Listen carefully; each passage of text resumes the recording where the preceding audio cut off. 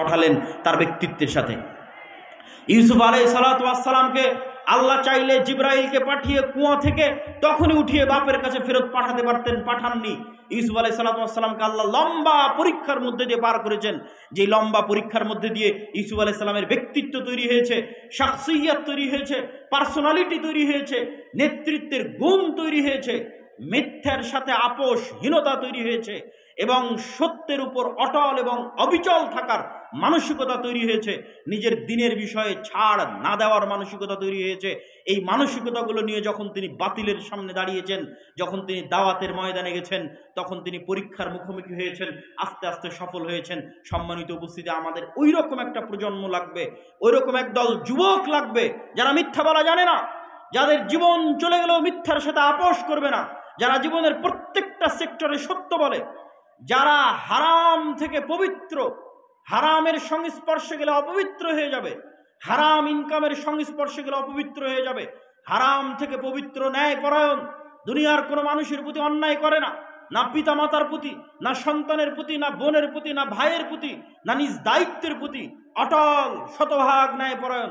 এমতো অবস্থায় যদি ও তাওহীদপন্থী হয়, নিজের দিনের উপর ওই ইহুদিদের মতো, ইহুদিরা যেমন ভ্রান্তির উপর অটল, আজকের ভারতের হিন্দুরা যেমন তার ভ্রান্তির উপর অটল, কট্টর, এইরকম একদল মুসলমান দাঁড়িয়ে যদি বলতে পারে হ্যাঁ আমরা আমাদের নবীর দ্বীনে ইসলামের উপর অটল, মুহাম্মদ সাল্লাল্লাহু আলাইহি ওয়াসাল্লামের প্রত্যেকটা আদর্শের উপর, মুহাম্মদ সাল্লাল্লাহু আলাইহি ওয়াসাল্লামের প্রত্যেকটা কথার উপর ইট পাথরের মতো অটল, এইরকম অটল মানসিকতা নিয়ে একদল যুবক যদি দাওয়াতি কাজ শুরু করে, ক্ষমতার কেন্দ্রবিন্দুতে আঘাত করে, পূর্ণ ব্যক্তিত্বের সাথে, পূর্ণ পার্সোনালিটির সাথে তারা পরীক্ষার মুখোমুখি হবে, কিন্তু তাদের হাত দিয়ে ইসলামের বিজয় পতাকা উঠবে ইনশাআল্লাহ।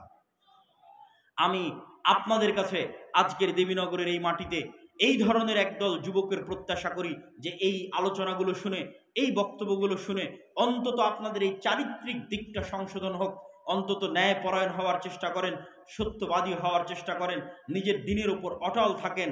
লোন, ধার, কর্জ যেগুলো মানুষের মাথাকে নত করে দিবে, যেগুলো মানুষকে মিথ্যার দিকে নিয়ে যাবে, পুরো পরিবার মিথ্যার উপর গড়ে উঠবে, গোলাম হবে, কোনোদিন স্বাধীন হতে পারবে না, নেতা হতে পারবে না, এই ধরনের ন্যাক্কারজনক ঘৃণিত কার্যকলাপ থেকে মুক্ত থেকে পান্তা ভাত খাবেন, মাটির ঘরে থাকবেন, কিন্তু মাথা উঁচু করে থাকবেন, পূর্ণ ঈমানের সাথে থাকবেন, আত্মমর্যাদার সাথে থাকবেন, আত্মসম্মানের সাথে থাকবেন।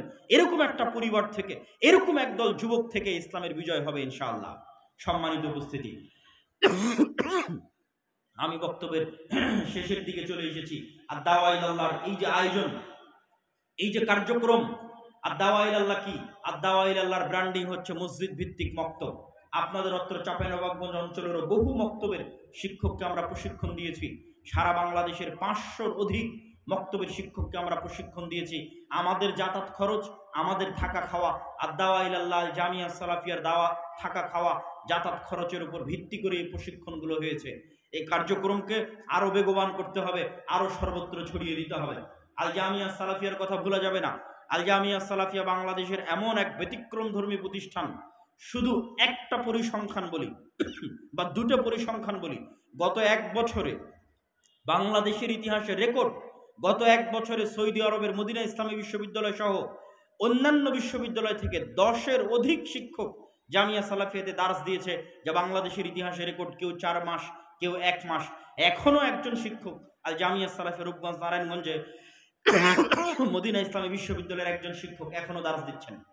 2, এটি বাংলাদেশের একমাত্র প্রতিষ্ঠান যেটি কওমি প্রতিষ্ঠান হওয়ার পরও থাকা খাওয়া খরচ যেখানে মাত্র 3000 থেকে 3500 আর 10টা কওমি মাদ্রাসার মতো, এরকম একটি কওমি মাদ্রাসা হওয়ার পরও বিদেশি শিক্ষক, ভারত পাকিস্তান থেকে শুরু করে অন্যান্য দেশের 5-এর অধিক বিদেশি শিক্ষক, যাদের বেতন 80,000 টাকারও বেশি, এরকম বিদেশি শিক্ষক এই প্রতিষ্ঠানে থাকে।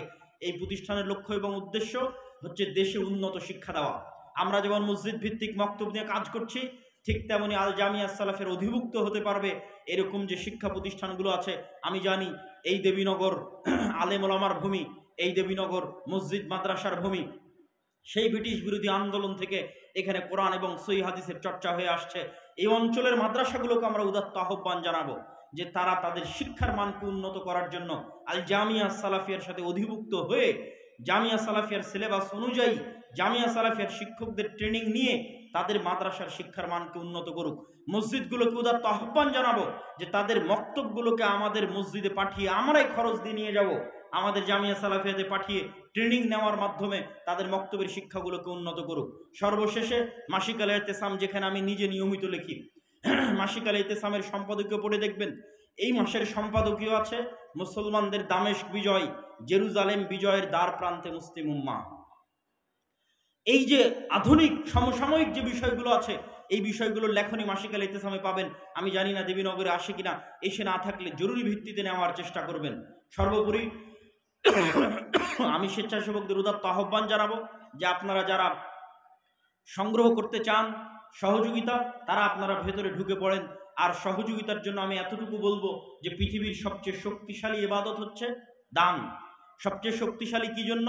যখন কোনো ইবাদত কাজ করবে না, কিয়ামতের মাঠে যখন হিসাব হবে, যখন কোনো কারেন্সি কাজ করবে না, কোনো টাকা পয়সা কোনো কিছু কাজ করবে না, অথচ আপনি কারো গীবত করেছেন, কারো নামে অপবাদ দিয়েছেন, কারো নিন্দা করেছেন, কারো ধন সম্পদ মেরে খেয়েছেন, সব পাওনাদার আসতে থাকবে। ওই পাওনাদারকে পরিশোধ করা হবে আপনার দানের টাকা থেকে, যেই টাকা আপনি পূর্বে জমা করে রেখেছেন। আর এই দানের টাকাকে আল্লাহ সুবহানাহু ওয়া তাআলা বলেছেন মিম্মা রাযাকনাহুম ইউনফিকুন। আল্লাহ এটা আপনার টাকা, এটা কখনো স্বীকার করেনি। আল্লাহ বলেছেন এই টাকা তার দেওয়া, আমি তোমাদেরকে যে রিজিক দিয়েছি সেই রিজিক থেকে তোমরা আল্লাহ রাস্তায় দান করো। সম্মানিত উপস্থিতি, আমি সকলকে উক্ত ইসলামী সম্মেলনে দান করার উদাত্ত আহ্বান জানিয়ে আগামী 30 ও 31 জানুয়ারি আল জামিয়া সালাফিয়া দিনাজপুরে সালাফি কনফারেন্স আছে। আগামী 13 ও 14 ফেব্রুয়ারি রূপগঞ্জ নারায়ণগঞ্জে সালাফি কনফারেন্স আছে। রূপগঞ্জ নারায়ণগঞ্জের কনফারেন্সে পাকিস্তান থেকেও মেহমান উপস্থিত হবে। পাকিস্তান, ভারত, নেপাল, সৌদি আরব, বাংলাদেশ, এই 4-5 দেশের মেহমান উপস্থিত থাকবে আগামী 13 ও 14 ফেব্রুয়ারি আল জামিয়া সালাফিয়া রূপগঞ্জ নারায়ণগঞ্জ। আপনাদেরই প্রতিষ্ঠান, কেননা আপনাদের এলাকার সন্তান এখান থেকে শত কিলোমিটার দূরে গিয়ে 50, 60, 100 বিঘা জমির উপর বিশাল প্রতিষ্ঠান তৈরি করেছে। ওই প্রতিষ্ঠান দেখতে যাইতে গিয়ে আপনাদের মন চায় না? চাওয়া উচিত, প্রত্যেকের মনে স্বাদ জাগা উচিত যে আমাদের এলাকার সন্তান আমাদের এলাকা থেকে এত দূরে ঢাকায় গিয়ে পূর্বাচল আন্তর্জাতিক বাণিজ্য মেলার পাশে এত বিশাল প্রতিষ্ঠান, নিজের প্রতিষ্ঠান মনে করে ওই প্রতিষ্ঠান দেখতে যাবেন।